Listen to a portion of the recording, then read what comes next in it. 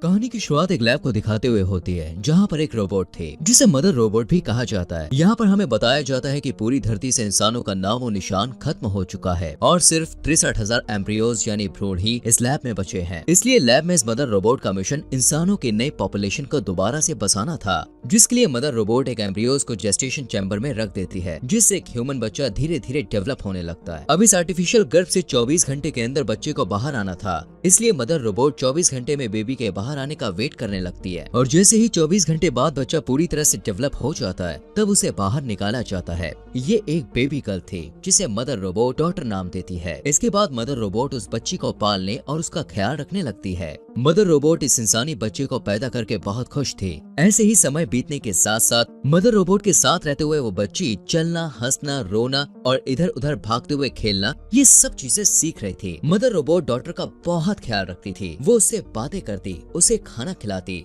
और उसे हर रोज कई बुक्स पढ़ के भी सुनाती। ऐसे ही बीतते समय के साथ साथ डॉटर अब बड़ी हो रही थी, जिससे अब मदर रोबोट डॉटर को कई विषयों की जानकारी देने लगती है कि जैसे ब्रह्मांड क्या है, ह्यूमन हिस्ट्री, इंसान कहां से आए और वो कौन थे, ये सब मदर रोबोट डॉटर को बताती है। डॉटर बहुत ही ब्रिलियंट माइंड वाली थी। ये सब जानकर उसमें और ज्यादा क्यूरियोसिटी बढ़ रही थी। वो और भी ज्यादा नॉलेज इकट्ठा करनी शुरू कर देती है। ऐसे ही एक दिन डॉटर मदर रोबोट से पूछती है कि मेरे अलावा इस लैब में और कोई बच्चा क्यों नहीं है और धरती पे से सारे इंसान कहाँ गायब हो गए। जिस पर मदर रोबोट उसे बताती है कि इंसानों के बीच बहुत बड़ी जंग हुई थी और उस जंग में सभी इंसान आपस में ही लड़कर मर गए थे। इसके बाद मदर रोबोट उसे लेकर एम्ब्रियोस रूम में जाती है, जहाँ वो डॉटर को दूसरे एम्ब्रियोस दिखाती है। वो डॉटर को बताती है कि धरती पर एनवायरनमेंट पूरी तरह से खराब हो चुका है, जिसकी वजह से धरती पर इन्फेक्शन फैल रहा है और इसलिए मैं तुम्हें इस लैब से बाहर नहीं जाने दे सकती, क्योंकि इससे तुम्हारी जान भी जा सकती है। जब डॉटर थोड़ी और बड़ी हो जाती है तो मदर रोबोट उसे बताती है कि मैंने तुम्हें कैसे पैदा किया था। वो उसे उन मशीनों को भी दिखाती है जिनसे उसे पैदा किया गया था।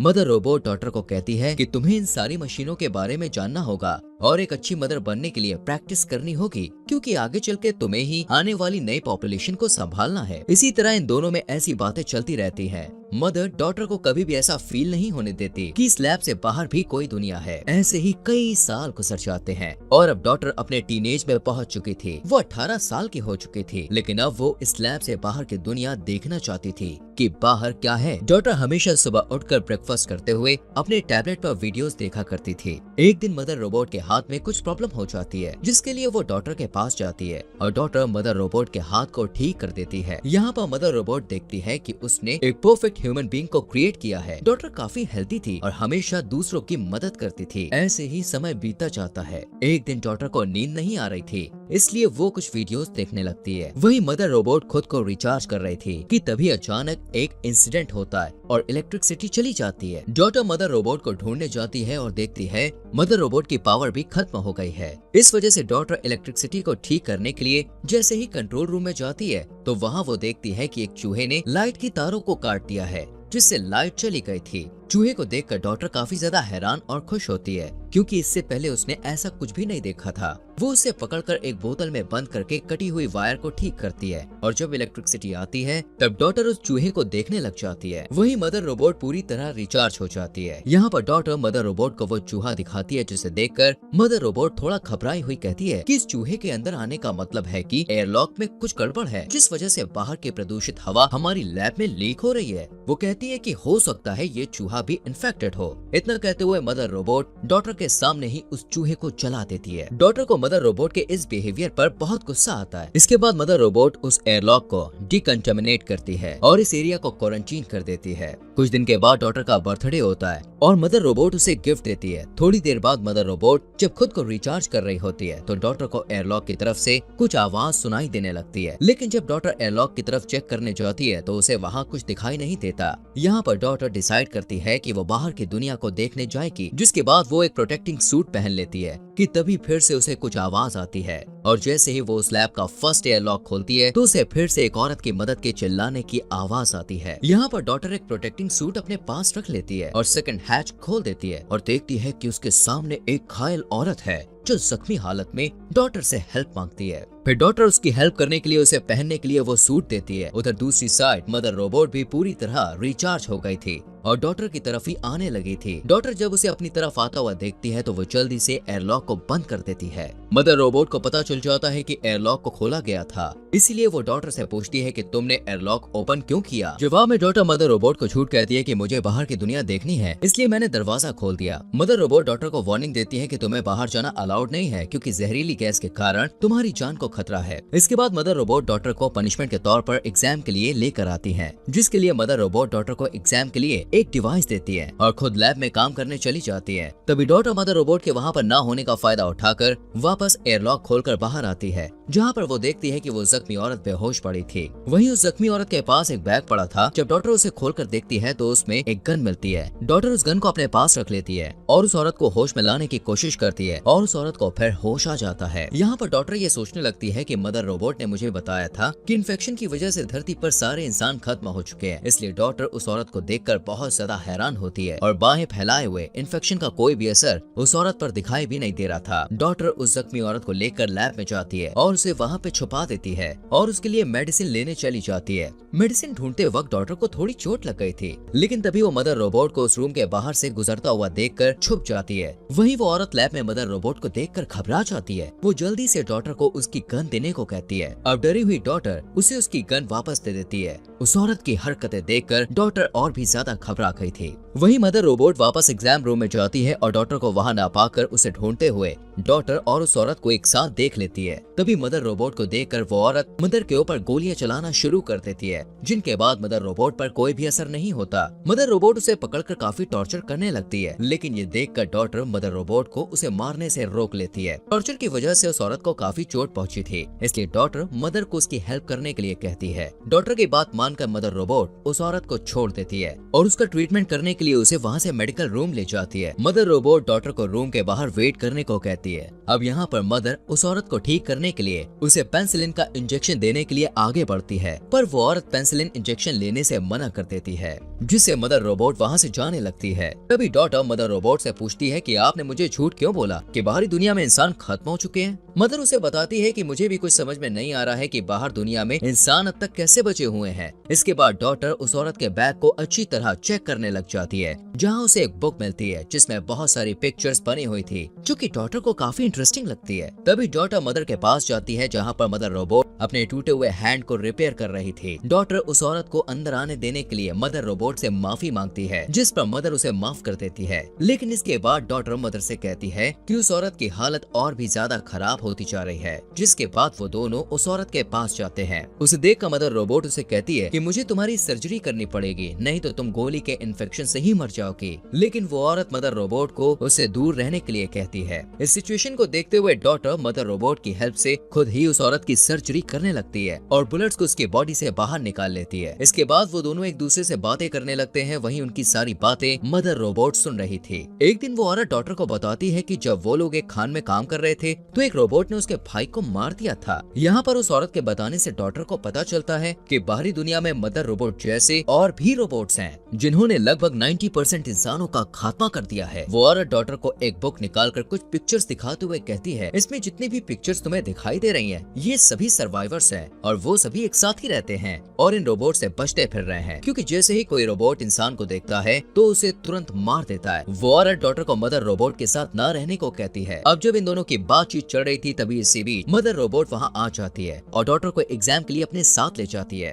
अब क्योंकि मदर रोबोट ने उस औरत की सारी बातें सुन ली थी, इसलिए वो डॉटर को कहती है कि उस औरत की बातों पर तुम्हें ध्यान नहीं देना चाहिए क्योंकि वो झूठ बोल रही है। इसके बाद मदर रोबोट डॉटर का साइकोलॉजी, फिजिकल और मेडिकल टेस्ट लेती है, जिसमें डॉटर काफी अच्छा स्कोर करती है। इसके लिए मदर रोबोट उसे रिवॉर्ड देने के लिए एम्ब्रियोज रूम में ले जाती है और उसे कहती है कि इन एम्ब्रियोज में से किसी एक एम्ब्रियो को सिलेक्ट कर लो। अब डॉटर को शुरू से ही अपना एक भाई चाहिए था, इसलिए वो एक मेल एम्ब्रियो को चुनती है। रात में जब मदर रोबोट रिचार्ज हो रही थी तब डॉटर मदर रोबोट के ब्रो के नाम की हेल्प से उस कैबिनेट को ओपन करती है जहाँ बुलेट्स रखी हुई थी। यहाँ पर डॉटर को पता चलता है कि मदर रोबोट उससे झूठ बोल रही है, क्योंकि मदर रोबोट ने डॉटर से पहले 3 और एम्ब्रियो से जो बच्चे पैदा किए थे वो बच्चे भी पूरी तरह से डेवलप हो चुके थे। और जैसे ही वो बच्चे बड़े हुए तो मदर रोबोट ने उनका टेस्ट लिया था, जिसमें उन बच्चों ने अच्छा स्कोर नहीं किया, जिसके लिए मदर रोबोट ने उन बच्चों को शूट करके मार डाला था। थोड़ी छानबीन करने पर डॉटर को वहाँ उन बच्चों की हड्डियाँ भी मिलती हैं। ये देखकर डॉटर मदर रोबोट से काफी ज्यादा निराश हो जाती है।